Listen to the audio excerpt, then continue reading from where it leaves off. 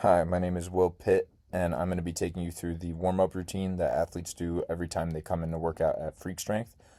Just a quick note before the video starts, there are a ton of videos that demonstrate how to do each exercise on each slide that goes along with a voiceover that describes the exercise and its purpose. The voiceovers might not line up perfectly with each video, so I recommend you go back and click each video individually to rewatch them to get familiar with each exercise. The first exercise in the Freak Strength warm-up is the supine foam block knee squeeze with breathing. This primer activates the adductors, or the inner thigh muscles, reinforces pelvic stability, and teaches diaphragmatic breathing under light tension. It also helps reset the rib cage and pelvic positioning, which improves core engagement and sets the tone for better movement patterns. You're going to lie on your back with your knees bent, feet flat on the ground, and the foam block between your knees. Take a diaphragmatic breath in, then, as you exhale, gently squeeze the foam block. Release the squeeze as you inhale. Repeat this for 30 squeeze and release breaths. Next is the glute bridge foam block knee squeeze with breathing.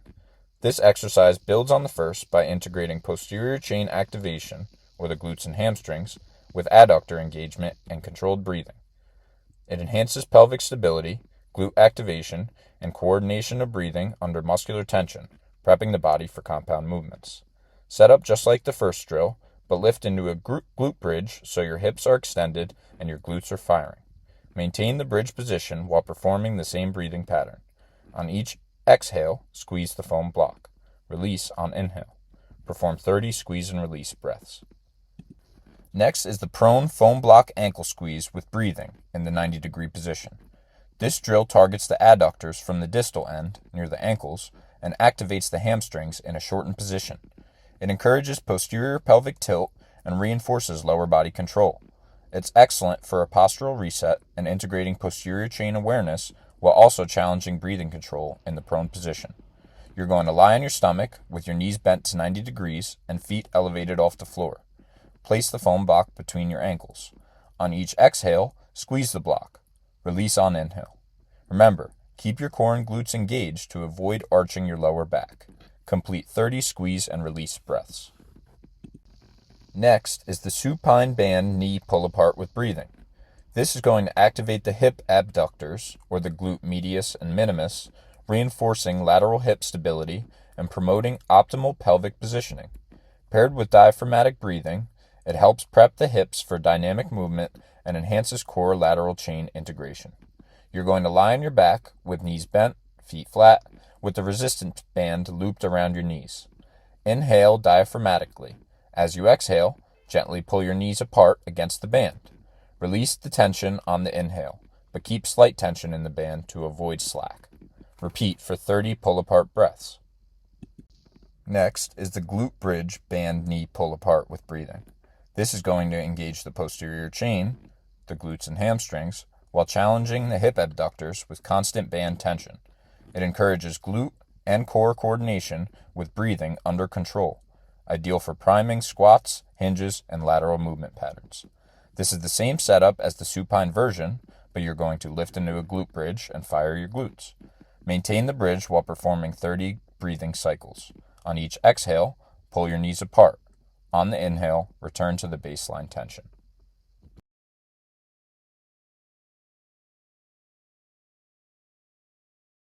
Next is the prone band ankle pull apart with breathing in the 90-degree position. It targets the hip external rotators and the glutes while the hamstrings are in a shortened position.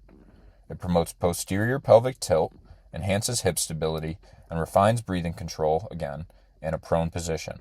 It's useful for balancing hip internal versus external rotation strength. You're going to lie on your stomach with your knees bent to 90 degrees and the band looped around your ankles and your feet lifted. You're going to exhale to pull your ankles apart and inhale to release slightly. You're going to maintain the controlled tension, avoiding overarching your back. Complete 30 pull-apart breaths. Next is the first exercise of the hip series, the supine straight leg raise with dorsiflexion. This drill activates the hip flexors, especially the iliopsoas, while actively lengthening the hamstrings of the raised leg. The dorsiflex foot increases tension through the posterior chain, simulating sprint-like mechanics. It improves active range of motion, teaching the athlete to lift the leg without compensating through the spine, which is essential for clean sprinting, kicking, or any explosive lower body action. It preps the hips for explosive flexion, like sprinting and jumping, and reinforces proper pelvic control and helps reduce hamstring strain risk. You're going to set up on your back, bring one leg up, and rest the foot on the ground. You're going to keep a straight opposite leg, raise it up a few inches off of the ground, dorsiflex your toe, and point it up towards your head as far as possible, and then raise the leg up to where you feel a comfortable stretch. Bring the leg back down slowly to a few inches above the ground, and repeat for 30 reps a side.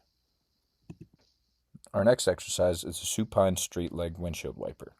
This works hip flexion and hip abduction, adduction control at end range. Moving through the frontal plane, like this movement, challenges the groin and lateral hip muscles while maintaining control through the core and pelvis. It builds hip joint stability and prepares the athlete for multi-directional movement, such as cutting or lateral acceleration. So here, we're training hip stability under motion, improving control during change of direction, and reducing risk of groin pulls and hip impingements. You're going to start in the top range of the movement before this, sweep the leg out to the side into abduction, and then back up to the top, adduction. Keep the movement smooth and controlled, maintaining your dorsiflexion in your foot and keeping your pelvis stable. Perform 30 reps a side.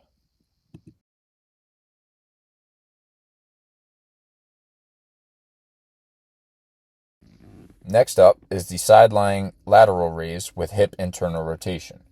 Here we're activating the glute medius and minimus with an internal rotation bias, strengthening muscles we often neglect. Internal rotation during abduction increases challenge to lateral hip stability, which is crucial for maintaining knee alignment during dynamic movements. This drill helps prevent valgus collapse or knee caving during movements like squats, jump landings, and cuts. Here, we're building hip and knee joint integrity, enhancing lateral stability, and reducing risk of ACL injuries or hip dysfunction. You're going to be lying on your side. You're going to rotate your hip towards the ground so your toe is pointing around 45 degrees towards the ground. And then you're going to raise your straight leg, the top leg, up and down, firing your hip for 30 reps a side. Next is the side-lying bottom leg raise or oscillation while holding the top leg. Here, we're targeting the adductor, or the inner thigh, of the bottom leg while challenging core stability. Holding the top leg in flexion opens up the hip joint, forcing the bottom leg to isolate and fire. This strengthens the groin muscles, reinforces frontal plane control, and preps the lower body for directional changes and lateral loading. You are going to pick the top leg up and rest the foot on the ground near your hip so you could grab it with your hands. You're going to, with a straight bottom leg, pick it up and down as high as you can towards the sky and back towards the ground. You're going to do 30 reps a side. The last exercise of the hip series is the side-lying top leg perpendicular straight leg raise. This challenges the glute medius and minimus and the hip flexors by moving the leg in hip flexion and abduction. Raising the leg engages hip stability and core control in a flexed position. It's directly transferable to running, cutting, and jumping. Here, we're improving hip strength, enhancing control through the gait cycle, and supporting top-end speed mechanics. You're going to be lying on your side with both legs straight. Raise the top leg to 90 degrees perpendicular to the bottom leg. From that position, lift the top leg toward the ceiling or sky, a straight leg raise, then return back to the 90-degree position. You're going to do 30 reps per leg. Next up, we have a core engagement circuit. So first we have a front plank for 1 minute.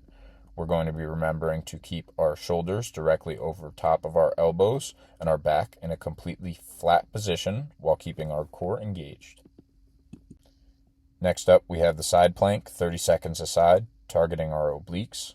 Here, remembering to keep a straight line from that elbow that's on the ground up into that shoulder. We're also keeping a straight line from our head down to our toes, so that means we're engaging our core, our hips, and our glutes. You can either keep your hand at your side, like this, or you could raise it up directly towards the sky, like this. And we have the reverse plank, so hands are going to go behind us, fingertips pointing down towards our toes with straight arms. You're going to raise your hips and squeeze your glutes so you have a straight line from your head down to your toes. We're going to hold this position for 1 minute. Next up is our lunge circuit. So with every lunge we do, everything is going to be 10 reps a side. So first is the forward lunge, simple enough, stepping forward with one leg and lowering into a lunge with control. We're remembering to keep the front knee staying stacked over top of the ankle and having the back knee just tap the ground. We're pushing through the front foot to return to the standing position, and if you'd like, you can do these walking. Next up is the reverse lunge, 10 reps a side. So we're going to be stepping backward with one leg and lowering ourselves into a controlled lunge. Remember to keep your chest tall and push through the front foot to return to the standing position. Again, you could do these walking if you'd like.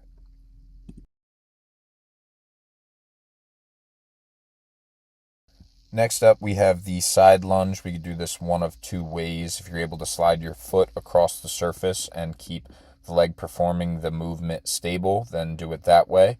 Or if you have to, you can go side to side as seen in the right video. Either way, we are remembering to start tall and bending into the lunge and keeping the straight leg extended and glutes engaged. You're going to pop back up by driving through the bent leg and try not to let your chest collapse. You're going to do 10 reps a side. Next, we have the cross forward lunge. So we're going to be stepping with one leg diagonally in front of the other into a cross lunge position, like a curtsy. We're lowering under control and then pushing back up into the standing position. Remember here, we want to keep our hips square, facing towards where we're looking, and not let them rotate to where our leg is driving. And remember to keep your chest tall. We're going to be doing 10 reps a side. Next, we have the backside lunge. So our legs are going to be set up facing in a 90-degree position, one leg facing out, the other leg facing out. You're going to drop back into the back leg and touch off of the box and pop back up. You're going to try to keep your chest tall and sit back into that back leg while keeping the other leg completely straight and the toe dorsiflexed up. You're going to do 10 reps a side. And our last circuit of the warm-up is going to be the banded series. So first up on the left, we have the overhand band pull apart. You're going to be holding a resistance band with an overhand grip, palms facing down and arms extended at shoulder height. You're going to pull the band apart by retracting the shoulder blades, squeezing them together, and then control the return to the start position. These activate the posterior delts, rhomboids, and mid-traps, promoting scapular retraction and postural alignment. And then our second exercise on the right is going to be the underhand band pull apart. So same exercise, but with an underhand grip, palms facing up.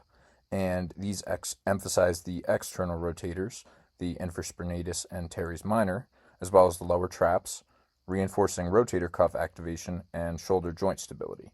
You're going to be performing 50 reps each of both of these. And our last two exercises of the banded series and the entire warm-up, we have first the band shrug. You're going to stand on the band, hold it with your arms straight at your sides, locked out. You're going to shrug your shoulders straight up, squeeze your upper traps, and then slowly lower back down. You're going to try to maintain no neck movement and just move your shoulders. These are going to be activating the upper traps and scapular elevators, supporting neck and shoulder stability. They prep the traps for load-bearing movements and improve scapular elevation control during overhead lifts and pull movements. And then second, we have the overhead shrug on the right. So you're going to press the band overhead and lock your arms out up top. And with those arms locked out, shrug your shoulders up towards your ears and then lower back down. Remember to keep your arms fully extended overhead the entire time. And these are going to target the lower traps and the serratus anterior for scapular upward rotation and elevation in an overhead position. They build stability for overhead pressing, snatching, and throwing, and prevent shoulder elevation compensation. Overall, it reinforces proper overhead mechanics and joint centration. You're going to be doing both of these exercises for 50 reps each. Thank you very much.